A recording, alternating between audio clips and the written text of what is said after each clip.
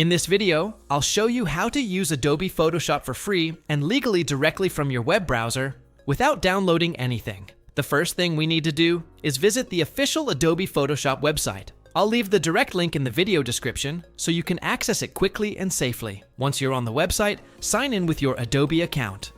If you don't have one yet, you can create one completely free in just a few minutes. After signing in, you'll be able to access the web version of Photoshop. Adobe lets you try many of its editing tools directly from your browser, making it easy to edit images without installing any software on your computer. To get started, simply click the option to upload an image and select the photo you want to edit from your device. Once your image has been uploaded, you can use a variety of editing tools available in the web version, such as cropping your image, removing the background, erasing objects, adjusting brightness and contrast, applying filters, adding text, and making other edits depending on the features currently available. When you're finished editing your photo, simply click the download button to save the image to your computer, or share it using the options provided by the platform.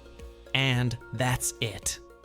As you've seen, using Photoshop directly from the official website is a quick and easy process that lets you start editing photos in just a few minutes.